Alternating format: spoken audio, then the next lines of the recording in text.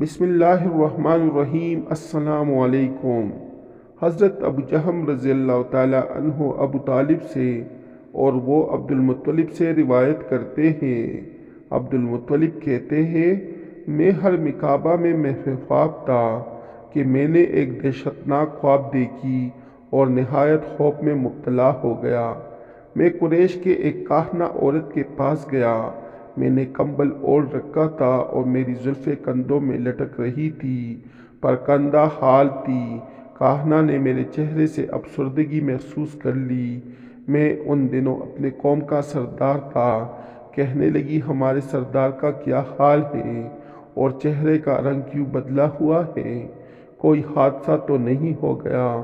میں نے کہا، ہاں، ان دنوں لوگوں کی عادت یہ ہوتی تھی کہ ہر آنے والا شخص سوال کرنے سے قبل اس کاہنہ کا دایاں ہاتھ چومتا اور پھر اس کے سر پر ہاتھ رکھ کر اپنا مدعا بیان کرتا، مگر میں نے اپنے مقام و مرتبہ کا لحاظ رکھتے ہوئے ایسا نہیں کیا اور سیدھا بیٹھ گیا۔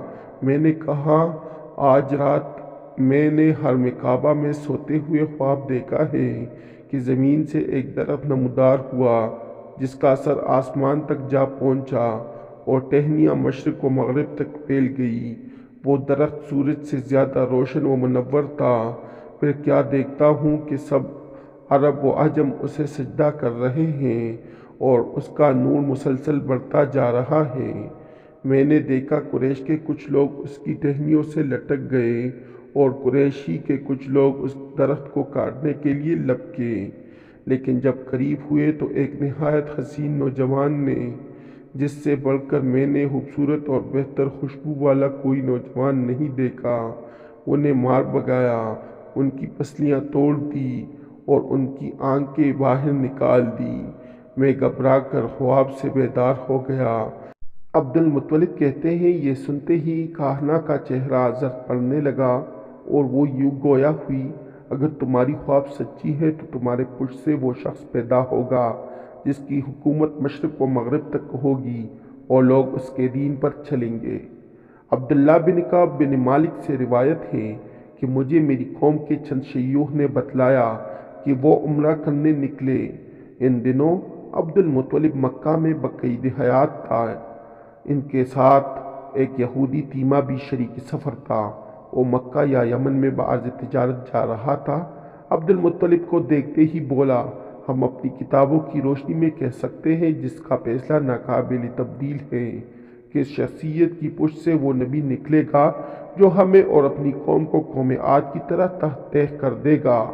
جس رات رسول اللہ صلی اللہ علیہ وآلہ وسلم کی ولادت باسعادت ہوئی، اس رات ملک یمن میں ایک عامر نامی آدمی اپنے بت خانے میں بیٹھا تھا۔ آپ صلی اللہ علیہ وآلہ وسلم کا نور مشرق سے مغرب، جنوب سے شمال اور زمین سے آسمان تک محیط تھا۔ اللہ تعالیٰ نے عامر کے سامنے سے پردہ ہٹایا۔ عامر کو نظر آیا کہ آسمان کے دروازے کھلے ہیں، ملائکہ اتر رہے ہیں، پہاڑ اور درخت سجدہ کر رہے ہیں۔ وہ حیران تھا کہ یہ کیا ہو رہا ہے کہ یکایک عامر کا بت اوندھا گرا اور اس سے یہ آواز آئی، اس نبی کی ولادت ہوئی جن کا مدت سے انتظار کیا جا رہا تھا، جن سے درخت اور پتھر کلام کریں گے، جن کے اشارے سے چاند دو ٹکڑے ہو جائیں گے۔ یہ سن کر عامر نے اپنی زوجہ سے کہا، تم نے بھی سنا جو میں سنتا ہوں؟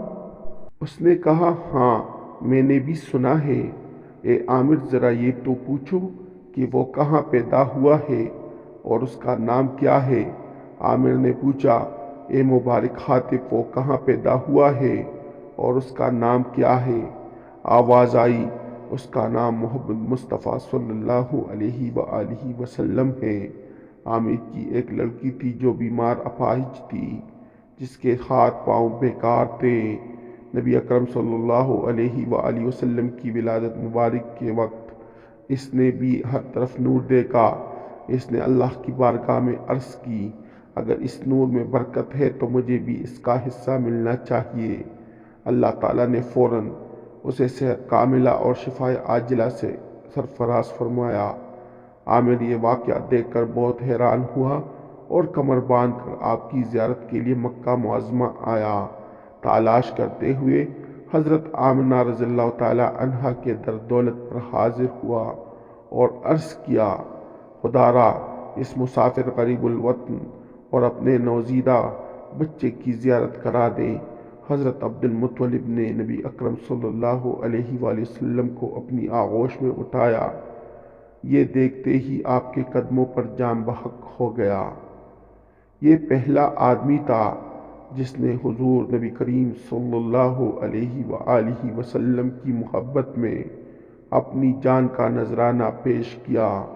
معزز دوستو، ویڈیو کو آخر تک دیکھیے، انشاءاللہ بہت پسند آئے گی۔ ایک دن عبد المطلب حرم کعبہ میں بیٹھے تھے، آپ کے پاس نجران کا ایک پادری بھی بیٹھا تھا جو آپ کا گہرا دوست تھا۔ وہ کہہ رہا تھا، ہم اپنی کتابوں میں اس شہر مکہ میں اولاد اسماعیل علیہ السلام میں سے ایک نبی کی ولادت کا ذکر پاتے ہیں جس کی یہ شکل و صورت ہوگی۔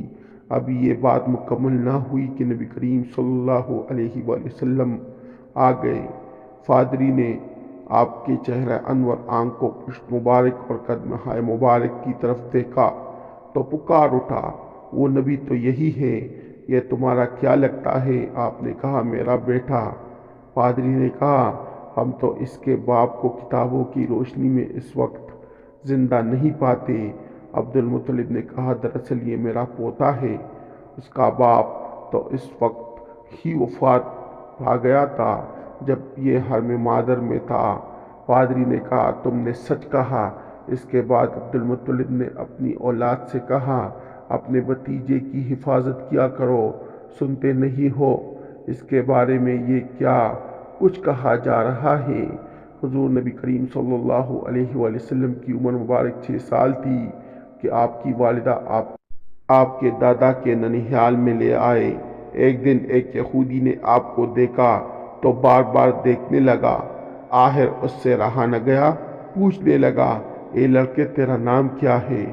آپ صلی اللہ علیہ وآلہ وسلم نے جواب میں فرمایا، احمد۔ اس پر اس نے آپ کی پشت مبارک کی طرف دیکھا۔ اس وقت اس نے کہا، یہ اس امت کا نبی ہے۔ پھر وہ اپنے لوگوں میں گیا، اس نے انہیں بھی یہ بات بتائی۔ ان لوگوں نے یہ بات آپ صلی اللہ علیہ وآلہ وسلم کی والدہ محترمہ کو بتائی۔ اس پر حضرت بی بی آمنہ کو خوف محسوس ہوا اور وہ آپ صلی اللہ علیہ وآلہ وسلم کو مدینہ منورہ سے واپس لے آئے۔ معزز دوستو، اگر آپ لوگوں کو میری ویڈیو اچھی لگی ہو تو میرے چینل کو سبسکرائب کریں، اس ویڈیو کو لائک کریں اور دوستوں کے ساتھ شیئر کریں۔ انشاءاللہ آنے والی ویڈیو میں پھر ملاقات ہوگی۔ اللہ حافظ۔